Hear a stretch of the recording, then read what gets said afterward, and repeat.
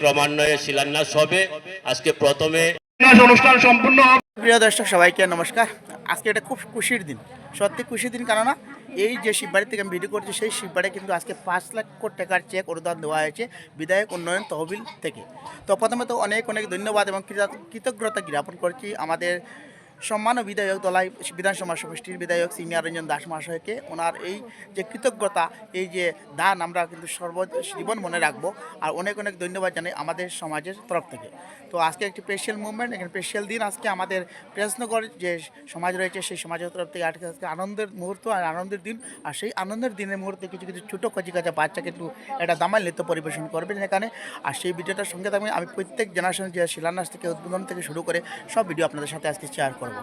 Already পৌঁছে গেছেন আমাদের ভারতীয় জনতা পার্টির বিশিষ্ট কার্যকর্তাবৃন্দ। এখানে রয়েছেন নরসিংপুর মণ্ডলের জেনারেল সেক্রেটারি সভানেত্রী শ্রী শিলা রানী রায়, এবং সঙ্গে রয়েছেন আমাদের 2 নম্বর গ্রুপের সদস্য আছে সুদীপ্তা রায়চৌধুরী। তো ওনাকে সবাইকে এই 25 দিনের জন্য যে আজকে শুভ শিলান্যাস উদ্বোধনের যে বিধায়ক তহবিল উন্নয়ন থেকে 5 লক্ষ টাকা চেক মঞ্জুর করা হয়েছে। তো অনেক কথা কৃতজ্ঞতা জানাই আমাদের দলের এসি বিধায়ক নিরঞ্জন দাস মহাশয়কে।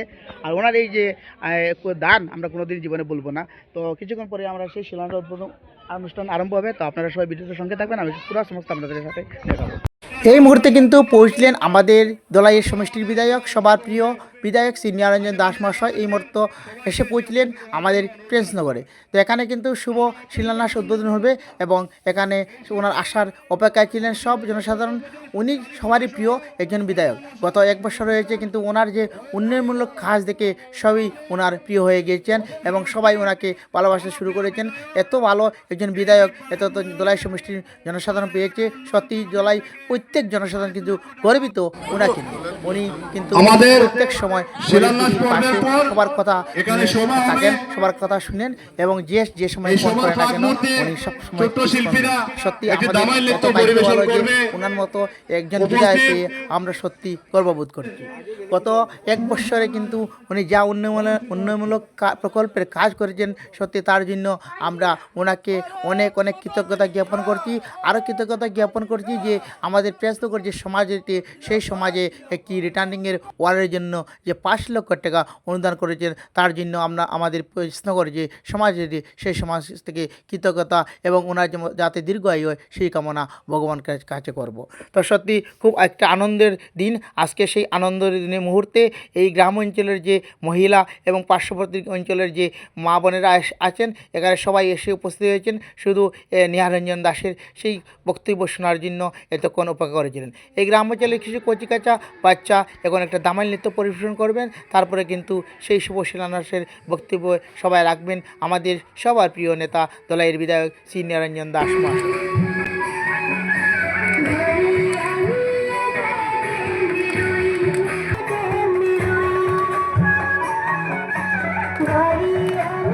এত সময় কিন্তু আমরা সেই যে কচি কচি বাচ্চার যে দামাল নৃত্য, এত অঞ্চলের যে ছোটো ছোটো শিল্পীরা রয়েছে তাদের দামাল নৃত্য পরিবেশন আমরা শুনলাম।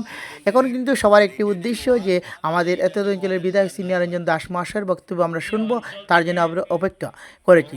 গত 1 বছরে কিন্তু উনি যতটি প্রকল্প নিয়ে এসেছিলেন গরিব দুঃখীর জন্য, সত্যি একটা উন্নয়নমূলক প্রকল্প। আর ওনার সেই যে কাজ, সেই কাজের দিবানি আমরা প্রত্যেক দলাইবাসীর জনসাধারণ।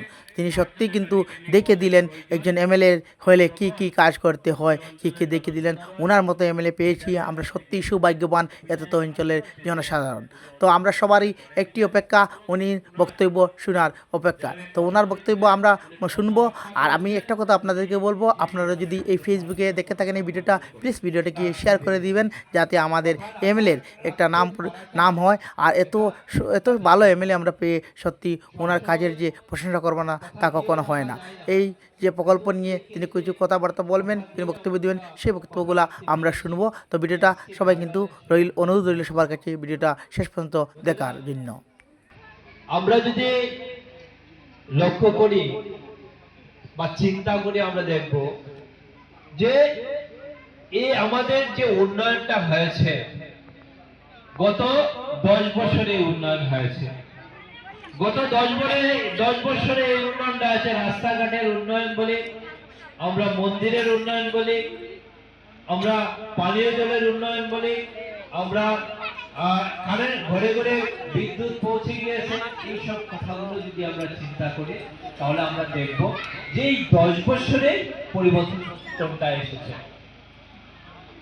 আগে রাস্তা ভালো রাস্তা ছিল না, কিন্তু মোদিজি ক্ষমতায় আসার পর এবং আসামে ভারতীয় জনতা পার্টির সরকার প্রতিষ্ঠিত হওয়ার পর আমরা আজকে লক্ষ্য করেছি বড় বড় রাস্তা হয়েছে, এদিকে রাস্তা হয়েছে। আমাদের কার্যকর্তা বন্ধুরা তাদের কাছেও বলবেন আমরা সব সময় আপনাদের পাশে আছি।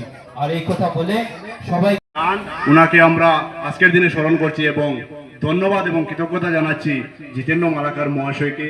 তো আজকে আমাদের এই সভায় উপস্থিত হয়েছেন আমাদের মণ্ডলের সম্পাদক কৃষ্ণচন্দ্র সিং মহাশয়কে ধন্যবাদ জানাই। পালাঙ্গার মণ্ডল থেকে এসেছেন সাধারণ সম্পাদক দাদা দীপক রায়। এর মধ্যে আরেকটি বর্তমান বিধায়কের কাজকর্ম বা আপনি দীর্ঘদিন থেকে মানুষের সাথে জড়িত রয়েছেন,